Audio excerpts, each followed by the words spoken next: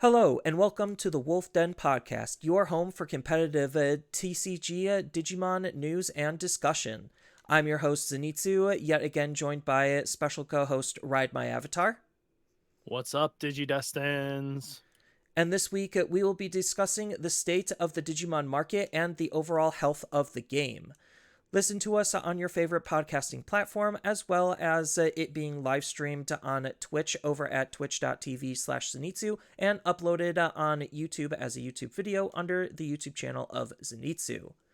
So, going into the viewer question of the week, we have the question of, do you think that the game is mechanically getting too complex to get into for new players? So why don't you start us off, Ride? To be honest with you, that is a tough question in itself, but I don't think it's mechanically getting too advanced. The game is very straightforward. You still either go in for the I'm going to flood the boards kind of strats, like the Rookie Rush with D Brigade kind of thought process of I'm just always constantly playing something, or you get into the hide and raising esque of the OTK decks where they just don't come out until they're ready. That's been always a general strategy since even BTO1. And then we do have other slight variations of control base where it's answer response, like Mass Day or going into SetCon. They are all really very similar. The only thing that kind of just changes up is gotta be the facts of the keyword department, and that really is what's changing up. Mechanically, the decks are really running the same. They haven't changed in most aspects. They all kind of just do a relatively same thing. And you can just branch them into subcategories of mid range control, aggro, you know, all those fun, good stuff.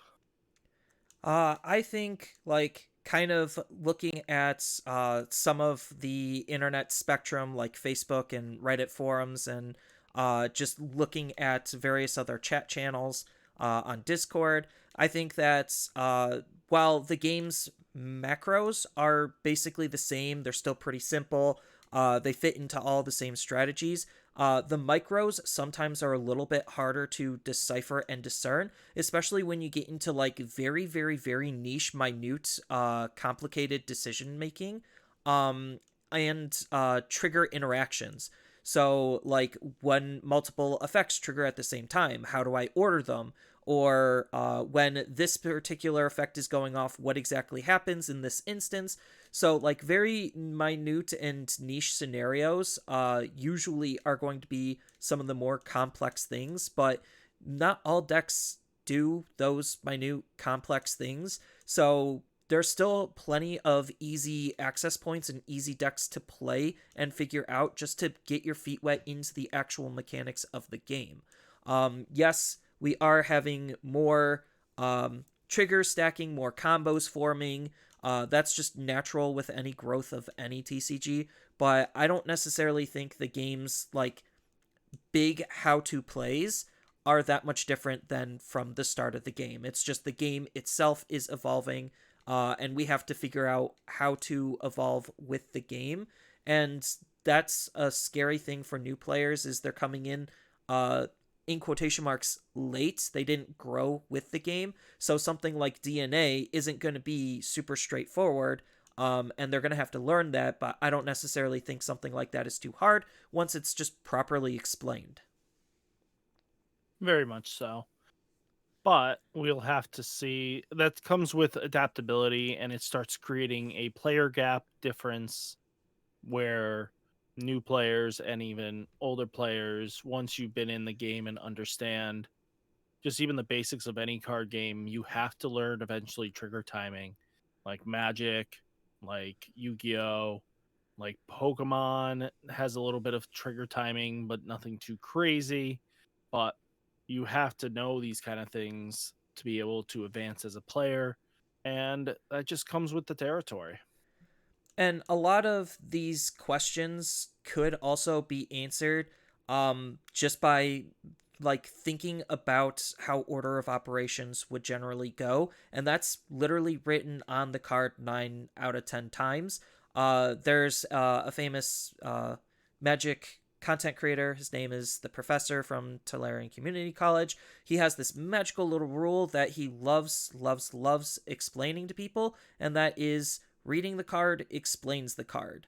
And I think Digimon, outside of a couple of niche usage of words, does a very good job at, if you just read the card, it literally explains the card. Mother Reaper. This card is not affected by card effects, period. Well, what is a card effect? Well, now you're getting into like, you're tricking yourself and psyching yourself into thinking the wrong thing.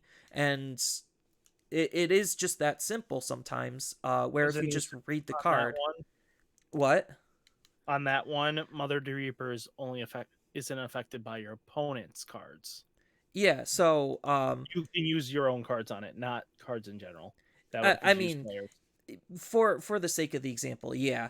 Um, but the thing is, it literally says what the card does, and that's it. That's all it needs to do. And I see this all the time where players just psych themselves out of the answer because they're trying to overthink and overcomplicate things.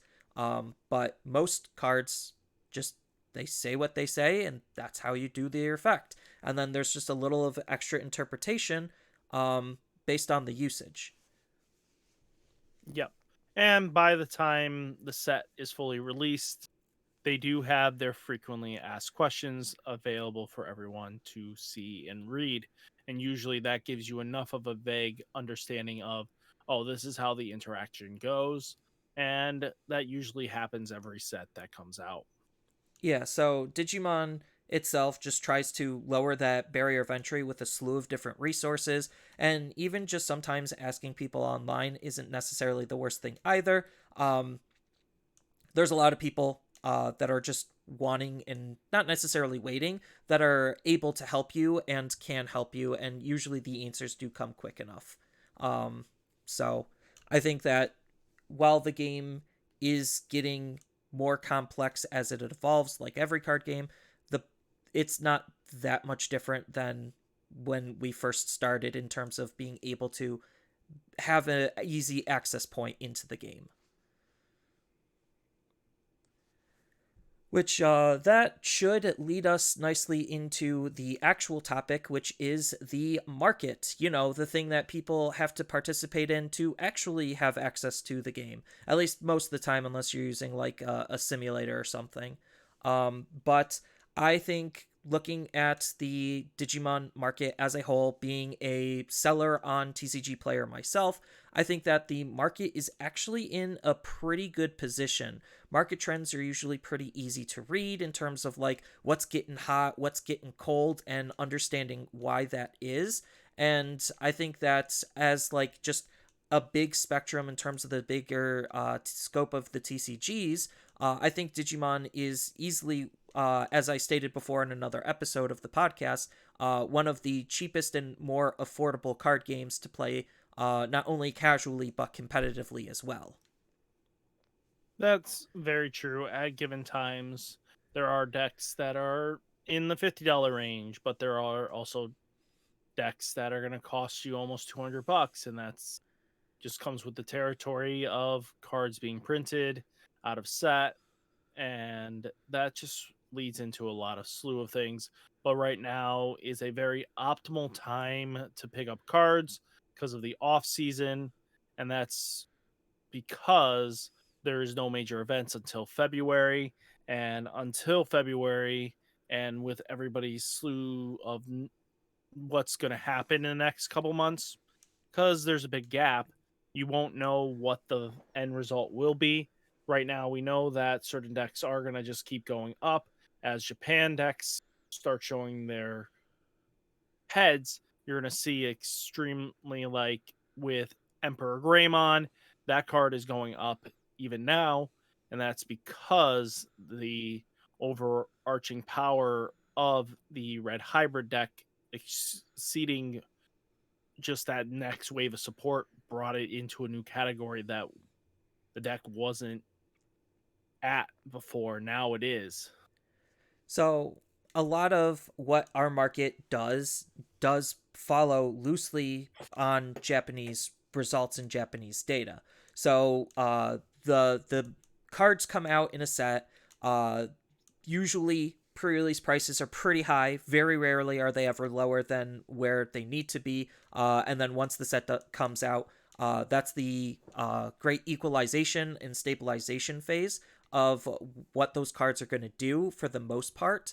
And then once we look at Japanese results, then we'll like say, hey, this card or this deck is currently hot in Japan, or was hot in Japan. You should pick it up. So the more people want that card, obviously the more demand it's going to have, and the higher price tag it's going to hold as a result. And then this just kind of goes into Japanese spoilers a little bit. So once we have that understanding, that's how the initial market reacts. And then once that set phases out or cools off, then we are just in the waiting period of, is this going to get more support? If it does, price goes up. If it doesn't, price stays the same or even goes down depending on what card it is and the types of play it sees depending on how people are going to be playing, because local level play and high level competitive play are two completely different things. People look and evaluate cards completely differently on those spectrums.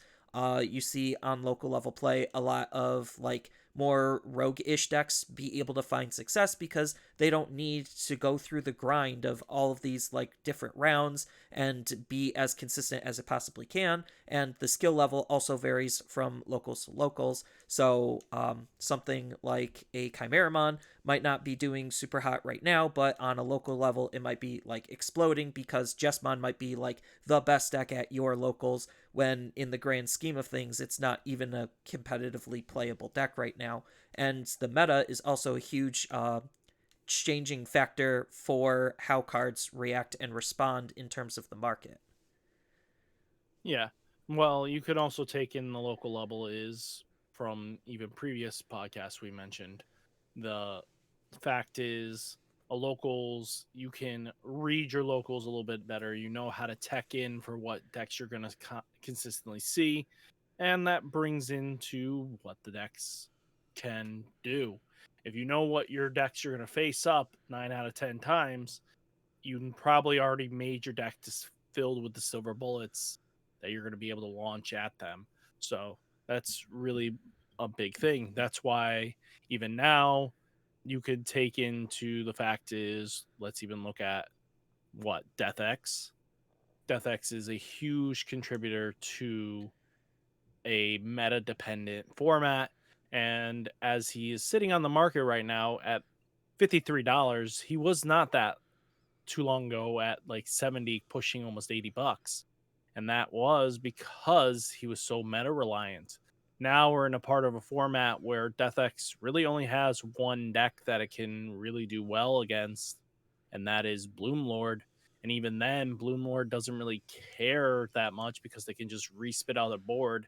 And unless you double DeathX them, that's the only way you're kind of just gaining enough advantage out of it. So he is a very niche card that is only going to come in and out of format, similar to even just looking at what was it, Omnimon Zort Defeat, similar thing, very high powered card that was expensive for the longest time because he was very competitively viable. And then once Death X got closer, he got phased out, and now he's kind of in the $20 range from that $60 holding value for so long. Yeah, and right now we're kind of seeing something like that with DeathX, where he's cooling off because where the meta is, it just doesn't need him at all. And even though DeathX is a card that literally can be slotted into any deck because of his cost reduction and on play effects, which is what makes the card so appealing, if the format it doesn't need him, what is he actually doing?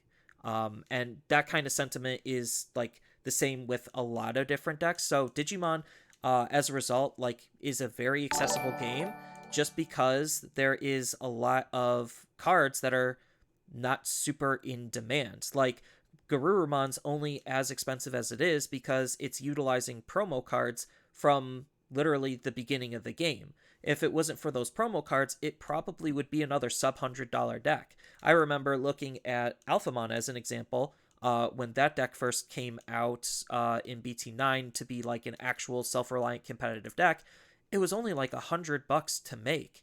Um, and a lot of the market share in terms of the expensive cards mostly goes towards those older cards, and it mostly goes towards promos, just because promos are less accessible than your normal card.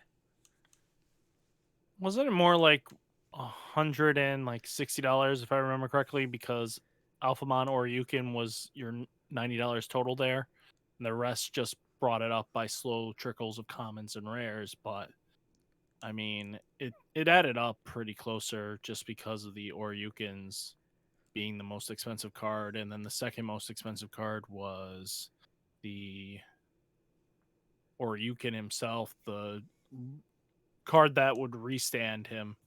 I'm drawing a blank on the card name. Oriumon? Oryumon, yes. So even then, that was like a $10 card there. So that brought it up, and you needed three of that, and then you had the few other trickles in. But And then all in all, Bandai came in and said, "Hey, here's this little ban announcement," and that like just announcements in general are going to change the landscape of the market. Even though the card that they affected was what, a common or an uncommon, just the fact that it harmed the deck's competitive viability just dramatically made people didn't want to play it, and then as a result, a lot of the cards cooled super quickly, making it more affordable. yeah, and that could all change in a heartbeat by just support in any deck. Just remember that, especially if you're thinking about future sets, especially 13.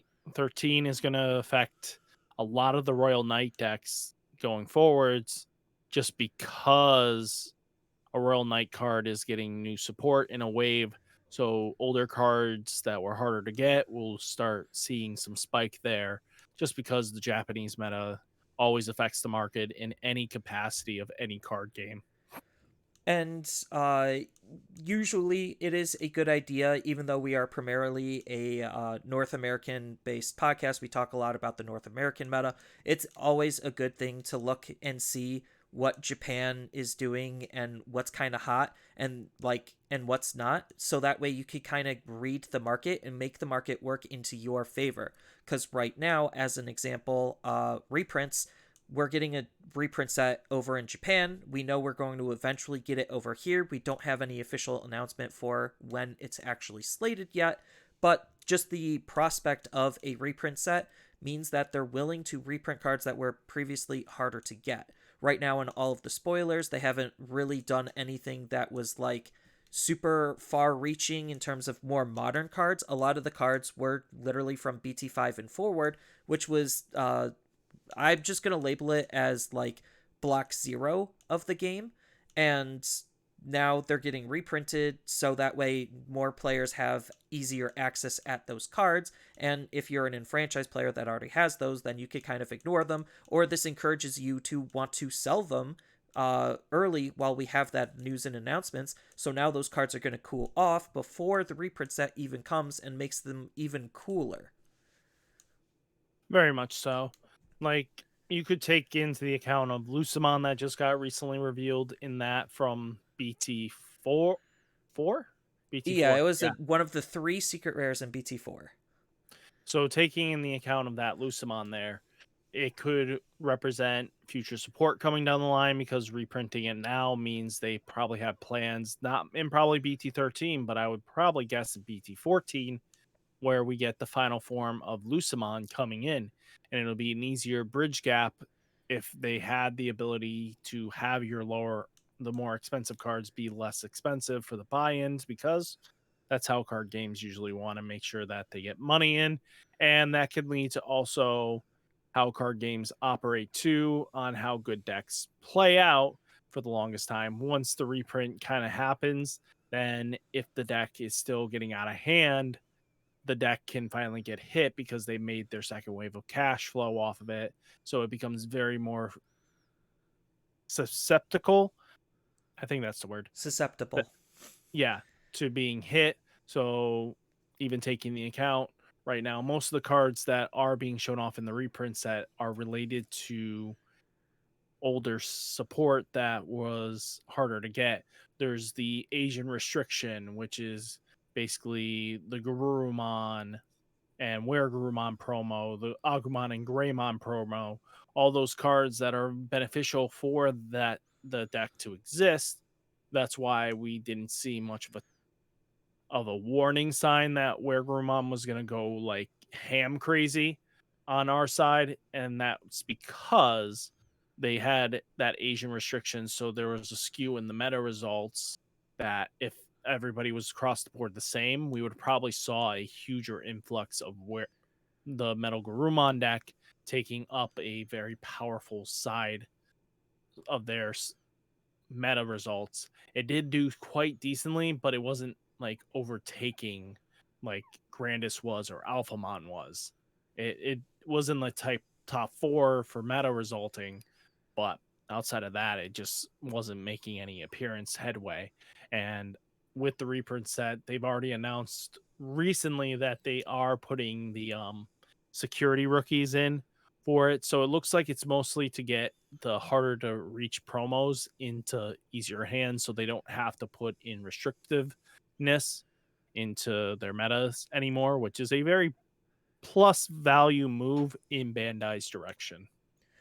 And I think that kind of just echoes throughout a lot of the game. They're not afraid to reprint cards. They don't care about the secondary market value. They care about getting players to have access at the cards to be able to play and enjoy the game. Secondary market value is just a byproduct that just everyone else wants to try to take advantage of. And there's not really an opportunity to take advantage of that in Digimon. Like I said, secret rares and promos are where the majority of the money is, on top of alt arts, because people want to bling out their deck with the hardest to find cards and the coolest looking cards. But, like, the majority of those you don't necessarily need. Not every deck needs promos. Some of the promos more than others are more playable depending on the deck. But you could always pick a deck that doesn't need one. Same thing with secret rares. Like, some secret rares are like dirt cheap, where they're like literally $2, and then others are pretty expensive, but that's just because of what the card is and how it's being used. But it's, at the end of the day, to them, just a card. Like, it doesn't matter. They're doing what they can to make it as accessible to be able to play the game as they could, and that's why looking at something like what we're getting in March with the Beelzemon starter deck, the secret rare is just a card that's being thrown in for free as as one of the bonus cards. They have something similar to like an update pack where they just have a slew of different cards that are reprinted, and the secret rare Beelzemon is in that pack just for accessibility's sake, because they know players who want to play Beelzemon will need that card. So even though the deck's price for the starter deck is going to be slightly higher, it's well worth it because it's just a better designed product as a whole. The deck just looks better. You're getting more stuff with the deck compared to some of the other decks. So that's what they're looking at, is the production cost for them. And just because that increased doesn't necessarily mean that it's not necessarily worthwhile, because I think sometimes it is. So at the end of the day, Bandai is a company. They, as you mentioned before, they don't really care about the secondary market. They are not designed to make money off of that. A business like that prints the amount of product they're going to print. They make their money off of the sales that happen prior to that store selling the product. So the store has to buy the product in advance. They make their money off of that, and that's how they operate. They do not make money on the secondary market. They will never care about the secondary market. Any business, the only game that has ever really cared about the secondary market, in my opinion, was Magic the Gathering.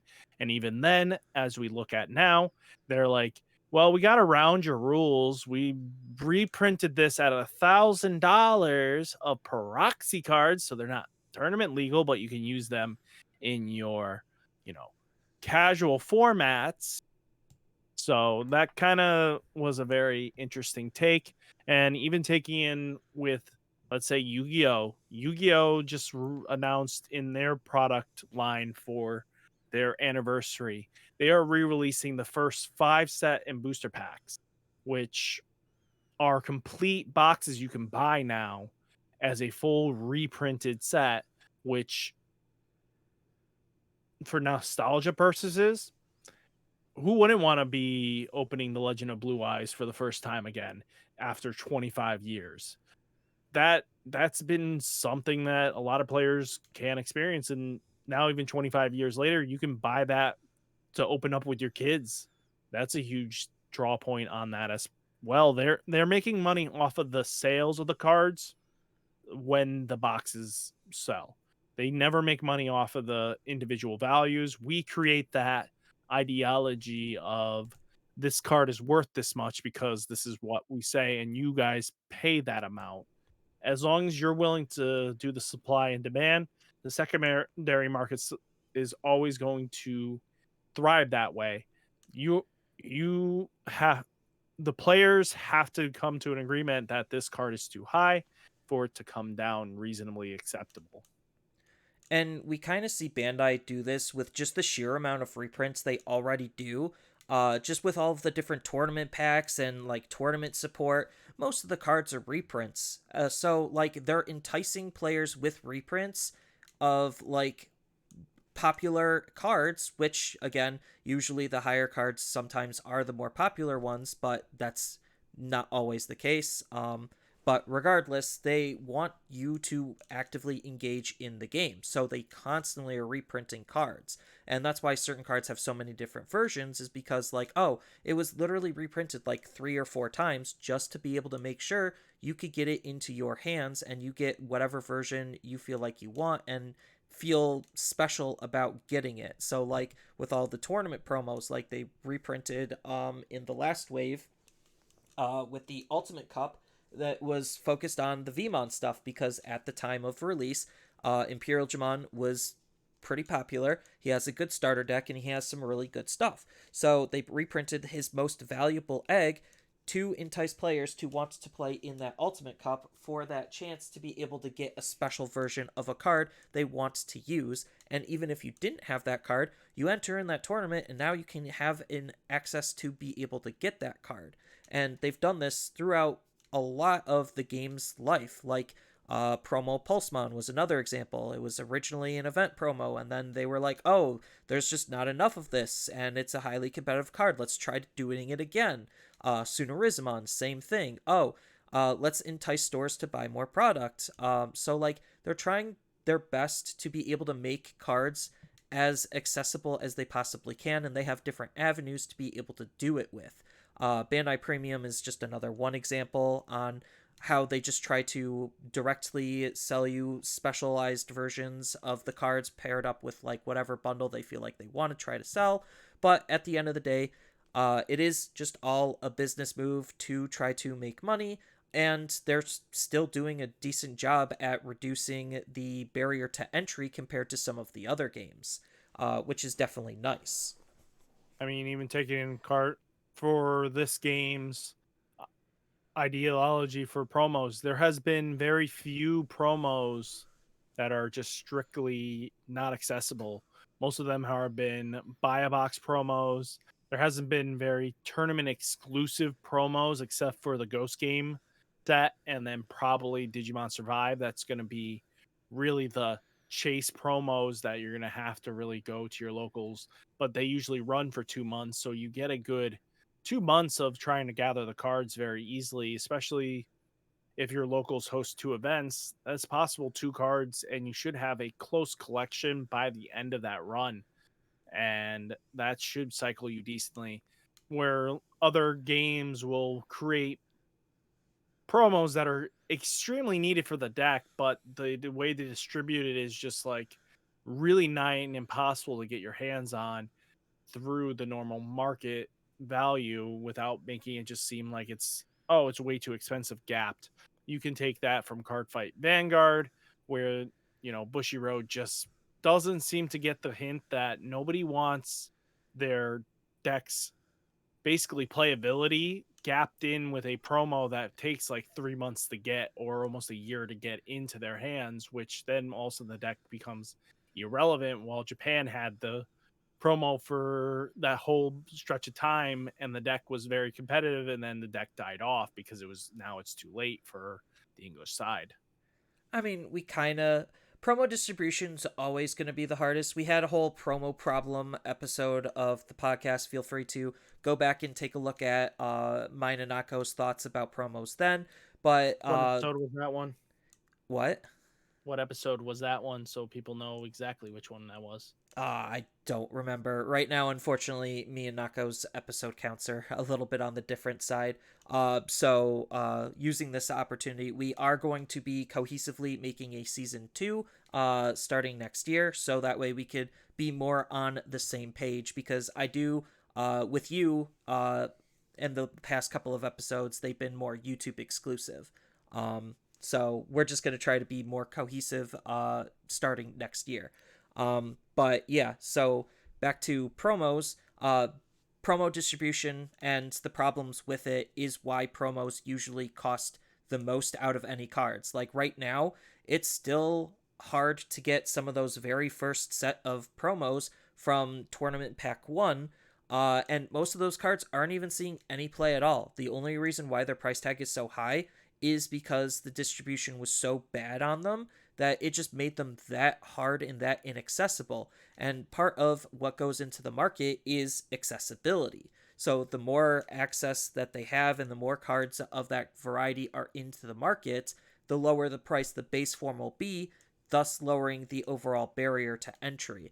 And this is partially why Bandai does so many things in advance, is because they want to try to capitalize on the opportunity for stores to get the amount that they need, so that way they know how much to print, so that way that dictates their print run. So like, even though it looks like the game is moving exuberantly fast, it realistically isn't at most times, and it just looks like it is because they have to announce these 4 stores to be able to buy, so that way they know what their print run is, because it takes a while to print cards.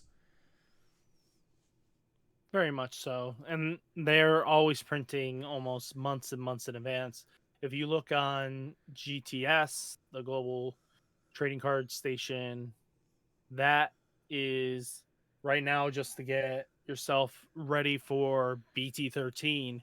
You have until January like 15th to place in your full orders. And that's how they decide on how many cards, how many boxes to print. They are always planning 3 sets ahead right now. Even for BT13, they're already planning BT14. They've already have the starter decks lined up. They already announced that in the BT13's description of the promo cards you're going to get are mechanics related to BT14 and the new starter decks. So that's something to look into when it comes down to it in the future. And then based on what that is, the English market will see, oh, Royal Knights is getting support. Cool. Let's look at what Royal Knight decks are currently being used and popular, and those are the ones that you should probably get now, while everything is going to be spiking when those announcements comes out. Then you already are set. You already capitalize on the fact that you know what's going to be coming down the pipeline, so that way you could get the cards for the cheapest that they're going to be. Like right now, again, going back to Beelzemon, people who want to play Beelzemon, they might as well just wait till March in order to play Beelzemon, which does suck for them because right now the cards are expensive, but when it comes and the reprints come, then everything is going to cool off. But for the time being, even though we know that announcement's coming, the sell-off period has already passed and the cards are going to start stabilizing now, and when that set comes out or that deck comes out, then it's going to start dropping just because we have more accessibility. So even with the news and announcements of reprints on the way, it doesn't necessarily mean that the card is going to drop to where it should be right then and there. No, it's when it comes out, it will, but the initial announcement will make the market go into a little bit of a flux. And then they'll realize, oh, that's 6 months out? Okay, then the market stabilizes again. And that's kind of been the pattern and trend in the Digimon TCG's secondary market for a while.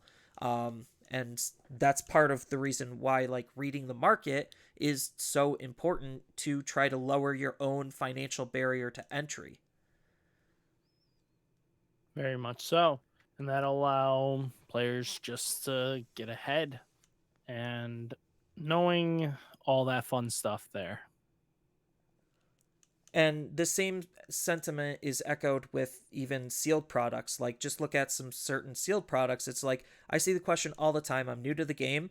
What sealed product should I get? Usually, I always start off by saying starter decks. Get starter decks. You want to actually play the game? Get a starter deck. But there's certain sets that are like really, really cheap and inexpensive to get. And even though the cards might not be super relevant, if you're not planning on playing like hyper competitive and you're just looking to get some cards, have a good time, open some product and collect or whatever, um, there's some really cheap products. Like EX1 is like $40 for a booster box. And you have like a 50-50 chance at a Machine Dramon, which is a deck that regularly gets support. So that's a good place to start if you're looking to get into that deck, and just have some good general support for a lot of other decks as well. Mine is a little different take when people ask that question. I'm I'm the person to say get tabletop simulator, $20 entry. See what deck you want to build because you're going to spend a lot of time trying to bounce back and forth what deck you want to build, and it's the cheapest investment you're going to make is $20 in my opinion, and it has the most sales. You constantly see it go down to $11, almost $14 very easily even around this time of the year. And with how many people are willing to play on tabletop simulator just by going in the discords, you can find an opponent very easily and you can test out any janky combo deck until you're ready to really invest into it. I think the best buy-in into this game is the fact we do have tabletop simulator until we get a real IP for the game itself in a digital form. It'll definitely have to see where that takes off, but for now I think having it as a tabletop simulator start off point really is the best way of going about getting into the game. I'm not going to disagree with that, but some people just like opening up physical products for the collector's aspect, and some people like opening up physical product to play at locals, and tabletop doesn't necessarily do them exact justice. If you're planning on playing competitively, yes, doing a lot of testing on tabletop is probably best, and it is always, always, always going to be cheaper to buy singles than buy sealed product. Part of what makes the price of the sealed product is the singles within the product, and if the cards aren't worth pulling, the product isn't going to be worth opening.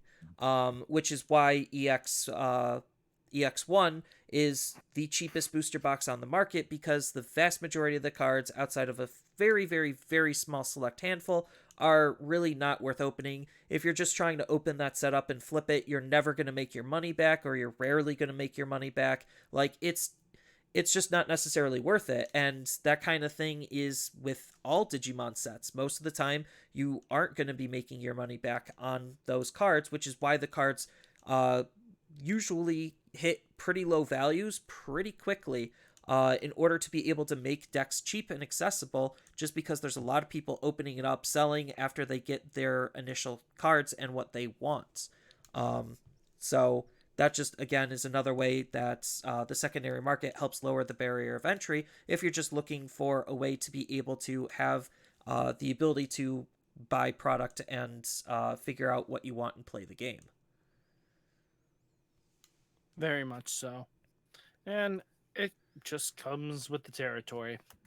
We'll have to see just how that goes in the long game. Yeah, usually cheaper card games generally don't have the greatest success or the history of having the greatest success. One of the reasons why my brother even looked at Force of Will was because of how cheap it was. And then their recent stuff, because the game was dying out so hard, um, they were in literal panic mode, and they had to do like this whole soft reboot, and they made the game more expensive as a result. So sometimes having a cheap secondary market isn't necessarily beneficial, but it does help just get people to play the game. And I think Digimon is large enough, is as like an entity, to have some staying power for having a lower secondary market than, say, Magic the Gathering or Yu-Gi-Oh. Some of what goes into the market is deck design also, And that's a subtle thing that people don't necessarily think about, is like, how do the decks being built relates to what cards are being expensive. So like in Magic, lands are always going to be expensive for the most part because that's a core mechanic of the game. Yu-Gi-Oh, hand traps, negate cards, like hyper powerful staples that could go into anything, those are always going to be super expensive. Digimon doesn't necessarily have that, and that's like both a good thing and a bad thing, in terms of how the secondary market is formed based on deck design. Yeah, outside of really the mem boosts, there's really no clear cut staple cards. There are just really strong tamers that are beneficial, but outside of that, usually they have to fill into the core engine of the deck and be able to play with the deck. If they don't play well with the deck, then why even bother? So that affects very much the market itself. And even taking a look at Davis, Davis was one of the most expensive tamers next to Ty for the longest run. And then it got a reprint. But because of the viability of the card seeing lacklustering necessity from the Metal Garurumon deck, you ended up seeing the card go from that $20 all the way down to 10 very quickly, and then proceeded just to go down to $7 even less once the reprint hit the shelves. And that does affect the market as well, going from point A to point B. And like all of this talk about the market just kind of shows the overall health of the game. The fact that we have the type of market that we do, and how many new players and how many recurring players the game has, kind of just shows that the game is actually in a pretty decent position.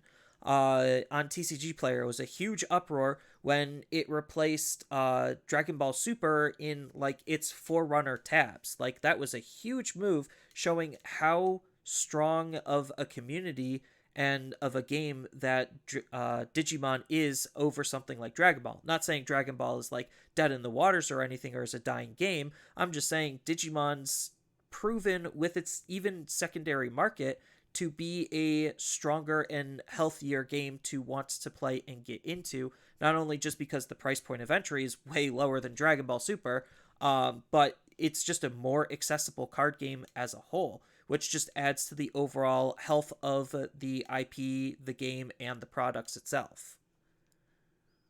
Yep, and that's always going to be the case with this game. And the reason why this game will probably last a lot longer than most others, and it's going to come down to, is that this IP has for the longest time been undershadowed here in the United States, or in NA itself in general, just for the English side, is that when they've had their card games, we weren't really in the place to really have an understanding of the game because it was really janky for the start of it. But now we have a cohesive strategy that most players can actually very understand very fluently and cohesively, just even from the get go. So that's really a big driving factor for Digimon itself, is that it just hit at the right time, at the right storm. People were in the new mood for a new card game, and our market is always just going to reflect that. Paired to the beginning of this game, where the market was just astronomical. Let's even take a look at Omnimon from the original set. Omnimon was just $60, and now look at him. Once he became unmeta reliant, you became a $5 card super easily. And at that point, it's just like, if you own the Omnimon, you're not moving it at this point, because what's the point of moving a card that is no longer even just half the value you had to pay for at the start? Which is why I think like their constant reprinting is a good thing, because like you said, the card's not necessarily seeing any play, but it's still holding that $5 price tag just because it's older, it's harder to get. The set it came into had really bad distribution in terms of like how pull rates were. So like how difficult a card is to get does influence its price when your average super rare is like literally $2. Um, and like the really good one of the set is usually about at most $10. So like $10 for what you generally need four of, that's $40, and then just a handful of good commons through rares, and you have a decent deck. Usually your average deck price wise becomes around like usually 20 on the low end to about like 80 to 100 on the high end for like the more meta competitive stuff. And then like obviously the inclusion of promos and secrets will jack the price up of the deck above that $100 mark, but like the game is just super nice and treats its players as best as it can while still being a business. So I don't know if anyone's realized this, but the majority of the cards that they were hitting and a lot of where the power isn't necessarily in the high rarity cards. They do help close out games and they do help incentivize people with them being super special or popular cards. But like all of the cards that were hit in terms of bans and limitations were literally rares and below. So that tells you like a good portion of where the power actually is and where the majority of cards are coming from when you're building your deck. Well, also, if you look at it, majority of it was just BT7 in itself, proving that it was the jumping the shark kind of scenario. They kind of jumped the shark there, proving that a lot of the powerhouse was in BT7, which created an extreme power creep. Yeah, and now look at BT7's box price. It's definitely nowhere near some of the more modern box prices for being a block. I think it started block 1. No, it was the second set in block 1. Yes, because Block 1 actually, I think, started with the starter decks, if I was not It was mistaken. The BT6 Galamon. and starter decks. Usually, starter decks come out on even numbered sets. So BT6 with the Gallant and Jesmond starter deck started block 1. You mean All Force? Or, yeah, All Force. Sorry, I Yeah. almost forget that he's a deck. It's not like his deck was bad or anything. He had some good reprints. Same thing with Gallantmon, and then the memory boosts came in it. So it's a good product as a whole. But, like, starter decks are definitely not created equally. No, and that could be its own topic in its own right, how products don't always equal out. Especially if you look even at the extra boosters, some of them should have just been previous sets, and then they would be more reliable and be able to be meta defining, in my opinion. But that's just a little bit of another topic we can always discuss another day. Yeah, because product design is definitely a more complicated topic. Um, but in terms of like avenues to be able to make the game accessible, just looking at GTS's website, you could still like stores still can order those starter decks. Like yes, starter decks 1 through 6 are not necessarily super accessible, but starter decks 7 and up are. And those are the more powerful and more important starter decks. And the fact that stores can still order them if they really wanted to is definitely a testament to how much product there is, and the accessibility that amount of product creates. That's why certain box prices have dipped as low as they have, is because there's just so much of that product. Whether stores over ordered is to be determined, or just the meta has passed that set's relevance. There's multiple different factors to create like what drives a booster box's overall price, but right now there's a good handful of boxes that are like sub $60, which is pretty good for a booster box. And if you're just new getting into the game and just want to start like building your collection or just buying singles, or just buying sealed product, depending on how you want to play and approach the game, that's still pretty affordable compared to a lot of other games for the amount of cards you're actually getting. Very much so, especially like if you're just patient enough, just wait for their cashback sales when they give like 8% or their 10% if you're subscribed to them, so that once you're part of their membership you gain 1% back, which can lead into getting some decent value on your money back, especially if you want to have that itch to open packs and stuff like that. getting that kickback really sets you up for some good value. Yeah, what I've done a couple of times was use that TCG Player kickback, buy some sealed product that I was missing or I want more of, and then with that kickback money, I use it to then buy singles to flesh out what I was missing or feel like I still want. I've done that multiple times for multiple different games. It's actually pretty nice. I know not everyone has access to TCG Player. I didn't for the longest of time, and not everywhere around the world has access to TCG Player. But that, regardless of what region you're in, um, the game is still trying to make itself as accessible as it possibly can. I know in Europe it's pretty accessible. They had better accessibility on the not Ghost games, the Survive promos than we did. They had like this little thing where you just rack up enough points and then you could just redeem it and get it for free, which was absolutely nutty. Wish we had that.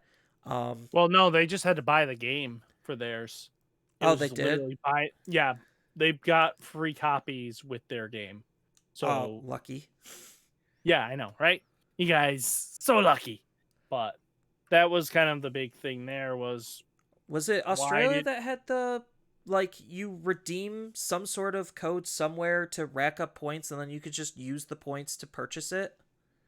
I no, it know I was could have swore it somewhere had was that. it wasn't like a point system. It was literally in the case was a code that you redeemed and then they just mailed it to you.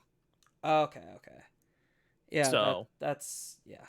So, I mean, that just goes into promo distribution problems, but like they try their best to try to make them as accessible as they can. We already know that the Survive promos are going to be reprinted, and the rest of the characters are going to make their appearance. We don't know when they're coming to English. I mean, heck, we don't even know exactly 110% when we're getting the security promos, but we're going to get that's them BT12 eventually. supposedly. That's a soft confirm. Okay. BT12. Like everyone needs to stop asking that question because they if you look up on the wiki, the wiki has the bonus pack written down on it and I think it's on the GTS system as well that it's BT12 is going to be having that support. It's a soft confirmation from what I read. It's the wording that they use doesn't exactly describe what they are, but like we're running out of time and places for them to put those promos to make them accessible. Like I'm almost afraid they're just gonna make them another tournament pack. Because they still have the option to do that. They can make the Survive cards a tournament pack as well. They already did that. That's how you get the survive pack. I think Oh, it it's so bad. happens. No, it's similar to how you get the Ghost Game promos. I I still mean, hate that. you enter, you get two cards this time around because there's 12 different cards or something like that. Oh, thank God. I was chasing those Survive cards or not the Ghost Games cards for a while. It took me way longer than some of the other ones to get my full playset. I was pretty sad considering how pricey those cards got. I think maybe it was like the time frame in which they were working with. That was just a very low point in terms of like orders because promos are printed separately and differently than normal sets, at least for most other card games. They have like their own special distribution and their own special printing for them. Yep. And they get distributed by I think every 2 months we get a new promo set. So I think Ghost Game actually happens in January. I mean, yeah, not That Ghost would Game. Uh, Survive. Survive. Survive Yeah. should be January into March. So we should be seeing it actually relatively soon now. Unless they kind of make me a liar and then I'm just a Pinocchio.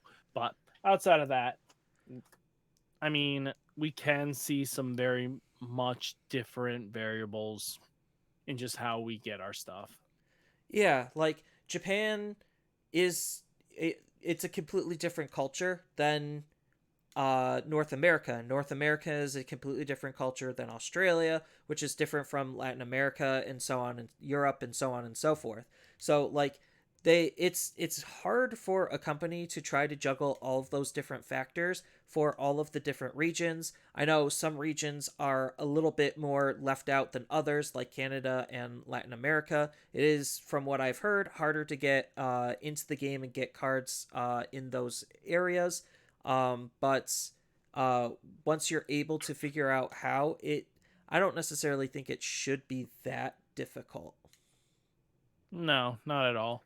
And that just once a consistent way of getting the product is included, you should be fine. I mean, the only real problem I've noticed is just they don't have access to like Card Trader, or on the Europe side they have Card Market, and we have TCG Player. They're really just missing that kind of subcategory branch, and then they would be actually quite fine with how they get their product. I think that's just the bigger issue at the end of the day. Yeah, I know a lot of people use like eBay and Facebook Marketplace as secondary resources to try to get their singles and some other various products and promos and whatnot. Yep. And that comes down to also how people handle their values on cards. When they say like 85% off, is basically what they're saying on the lowest verified price. Means that they know if they sold it on TCG Player, that's how much they're actually going to walk away with, because TCG Player takes a 15% cut in every sale. And you still get taxed on that, even though they take the 15%. Yes. As a seller on TCG Player, I definitely can vouch for that. So that is definitely a thing when it comes to Facebook Marketplace. Even eBay takes a cut, and eBay now owns TCG Player. So Yeah. And eventually that we'll see some sort of merge with that eventually. So they'll be one and the same eventually. don't know how that's gonna happen, but that definitely, depending on what they do, could have some shakeups. Just because if, let's just say, eBay wants to decide to charge more per sale, like up it to 20%, now that's gonna influence how cards are priced, um, on just our end, the North American end.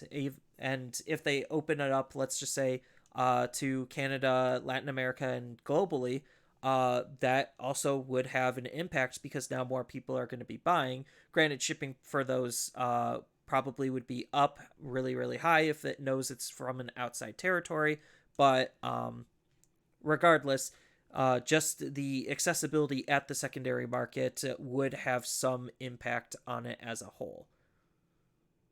Because I know for a fact that North American players at the beginning of the game were buying Japanese cards left and right, and that had dramatic impact on the Japanese market during the early stages of the game's development. And let's just say the Japanese players from their secondary market really didn't appreciate that. No, and no card game likes that.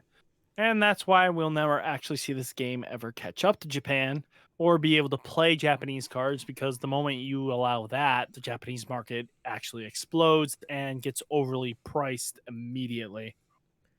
I mean, some people would argue and say, like, oh, the simple answer is just any version of the card is legal. But that's not necessarily how Japan works, or like how Bandai works, because Bandai is a Japanese based company. So they do things I hate to say it the Japanese way, but they do it the Japanese way, which is different, which is a different mindset than North American. Like we could even just see it with like just the distribution of not even just Digimon but other Japanese based card games.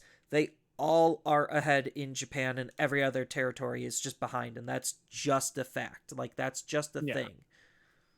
Not like Magic. Magic is literally just bit everything at the same time. Everybody gets the same product.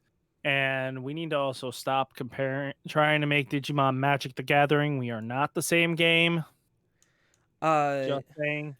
yeah, I mean, there's a lot of people coming from other games to Digimon, just because the ironic thing is a lot of the other games, their metas and the state of their games aren't necessarily as good as Digimon's, which is a huge driving force for players to want to then play Digimon. Like you said with Magic, the Magic 30th thing really left a bad taste in their mouth. Standard is basically dead at this point, and Commander is like their big cash cow, which they are quickly figuring out ways to dry up. We look at Yu-Gi-Oh! Right now they're in a tier 0 format, which apparently in Yu-Gi-Oh! Is like a nightmare and the worst case scenario. Not saying it's going to be the end of the game or anything, but it makes it very unfun for a lot of Yu-Gi-Oh! Players. So again, Well, they're leaving their game. And when they do that, they want to bring some of their philosophies and mindsets to the game that they're moving to. yeah. Which some comments were, we should make hand traps in this game. It's like, no, we should not do that because that would just make things broken. And it was already proven in a video by some other person that I don't remember, but he tried to say like, oh, we should have Ash Blossom, stops the whole complete turn of the main effect, and then basically he just OTK'd them with Metal Gurumon, proving the fact that you should not have hand traps because OTK decks would just basically be able to pop off with no issues of worrying to be lost. But And yeah, but as far as like even just looking at what's coming down the pipeline in Japan, we covered this a little bit on last week's episode. But just as a quick recap, while we're talking about the health of the game, they are trying different ways to add more player interaction. It's very small and it's very subtle, but they are doing it. They don't want to take a big leap because that could be very damaging to the game as a whole. And right now, the game is still in a growing phase. It's not as big of a growing phase as it once was, but it's still growing, and new players are still coming in, and it's still seeing some health in longevity in just what cards are getting designed and made. And they're figuring out ways to be able to counteract certain strategies that they made, not necessarily solution selling, but how to just deal with the problem and look at it and then just say, okay, we know what the problem is, and now we know how to solve that.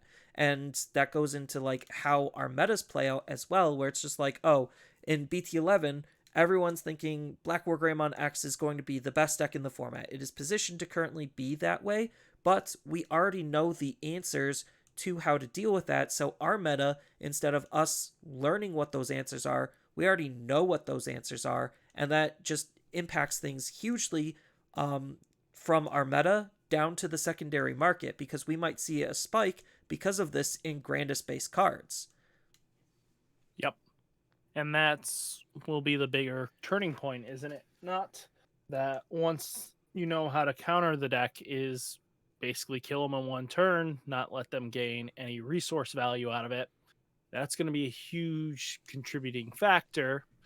And that leads into once the counters are known, you kind of just buy the counter deck and just hope that you walk into the field of Black War Greymon X, and after the first regional, we would probably see a decline in it because people will just bring in the hate.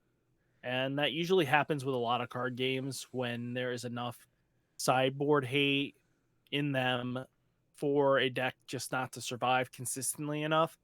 Once they have that answer in their sideboard, everybody plays it.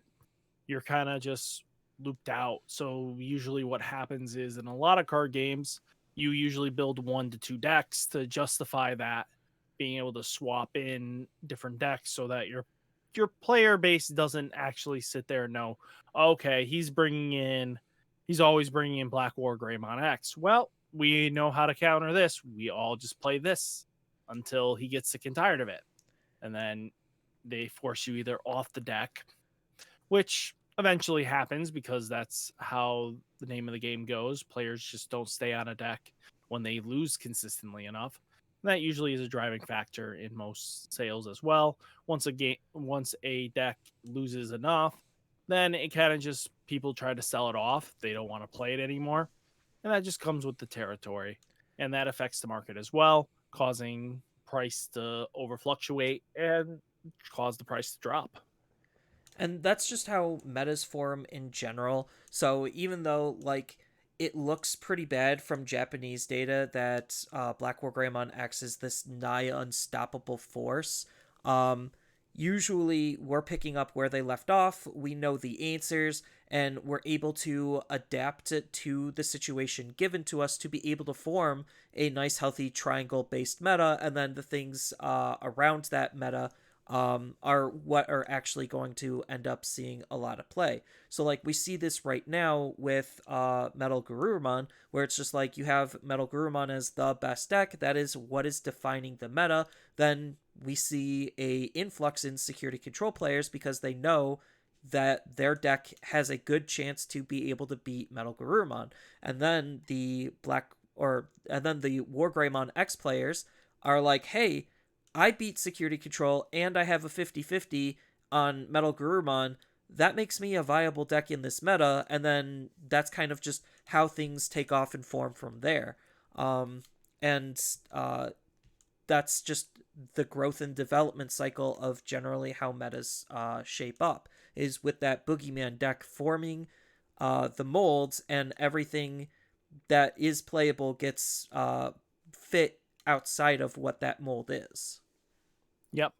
And even now, as we are recording this podcast, reprint was announced for Demi Marimon, which was a very expensive card and is expensive across the board and hard to get. Now we have full another printing cycle that is going to help alleviate that overpricedness because Demi Marimon has climbed up to being $7 to $8 card, almost $20 for its winter pack.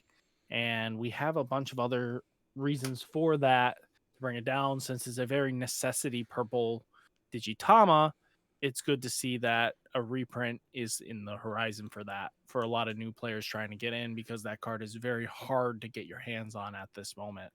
What I'm curious is how that reprint set is going to end up like distributing cards in its pull rates, because we saw with 1.0 and 1.5, their pull rates were not very good because it was a larger pool that we had access to for the ratios of like, oh, we're going to get 2 secret rares, X amount of rares, and X amount of commons. Like, it wasn't very good at being able to get us to have uh, accessible cards. So I wonder how they're going to try tackling that issue when we do get that reprint set. Yeah. I mean, luckily, most of the necessity of the Digitamas are in the uncommon slot. So the really good ones were uncommon. So you're not breaking the bank on them, which is good. Yeah, and usually they have a plethora of different Digitama available to, again, try to um, handle one Digitama trying to be too good. We saw this with Blue Upamon, where he was just the de facto best blue egg, and now he actually has competition based on different deck styles and what you're trying to gain out of your deck. Um, Well, the Watamon finally power crept him out in BT11 because it's now easier to achieve getting a Tamer on board to draw you that card. Yeah, but I was more talking about the Demi Marimon for like Imperial more specifically, where it's just like you attack, you draw a card. It's a little bit more specific on the condition based on the different style of deck, but you didn't need Upamon in your Imperial Jamon deck. Did it help as that fifth Digi-Egg? Sure, but that's the job of the fifth Digi-Egg, is just trying to do what your main Digitama is doing anyway. But regardless, that's kind of just our take on the health of the game, and more specifically, just what the market is, how it reacts and responds, what it's doing. It's something a lot of players generally should look into. More specifically, once you start actually paying attention, you'll see some of these patterns that we kind of talked about in terms of like when reprints happen, what does that do? When announcements get happen, what does that do? So the market is very responsive in terms of what comes out of Japan. So even though we are focused mainly on what we're doing in the now in North America, it is good to know what's coming down the pipeline so that way you could be as prepared for whatever you're looking at in the future. Very much so. And that's how you get better in the card games, is always looking ahead and not looking behind. Yep, and holiday sales are usually always a good time to want to try to pick things up because that's usually when things are at their cheapest. There's not a lot of competition because of the holidays. Everyone knows that people are going to be busy spending time with their family and doing various other things. So that is a good time to want to pick cards up is during those lulls. Um, so that way you could take advantage of certain sales and like we said again with TCG Player, that's usually when they do their types of like kickbacks and other various promotions. So that's all just helping like helping you read when and how you should be purchasing whatever product that you're going to be getting. Very much so. And that's how a lot of the better players get their good product. And also doesn't help if you're not unlike me, where I get a play set of every card. If you just stick to one or two colors, the game is super affordable. It's when you try to collect every deck and be able to play it, that's when it gets excessively expensive. Yeah, which is why, like Ride said, most players will usually stick to like maybe a maximum of 6 decks, one of each color, and then just stick to that one.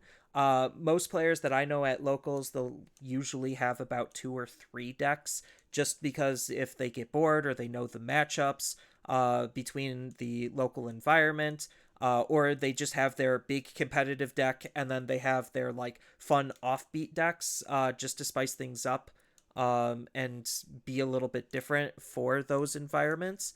Um, it's it's a super accessible game, and that's only contributing to the overall health of the game. Which is good to see in general as well, because we want a healthy game at the end of the day. Yep. But that's all we have time for. I want to thank everyone who stayed this late into the video for watching. As always, feel free to leave your comments for the viewer question of the week. Any closing statements or thoughts, Ride? Just tell me how bad I suck. Not just kidding. Um, just guys, remember that supporting your content creators really does help out, especially when the holiday season is upon us and we're in a really kind of rut format. Videos do tend to slug off when we don't have a lot of new content coming your way. So making sure you hit that like button and sharing with your friends really can boost up the smaller content creators a little bit more up, because they really do need it around this time, while the bigger ones can produce anything they want and usually it doesn't affect them as badly because they are kind of king the rings. So just support your content creators as best you can, even just giving them likes if they're live streamers, give them a subscriber count or something like that. Just help them out a little bit. It goes a long way, especially to bring you the content that is quality like this day to day. Yep. And with that being the holidays, I hope everyone has a wonderful holiday. Stay safe, stay healthy, boys and girls, and I'll catch you next one. Peace. Peace.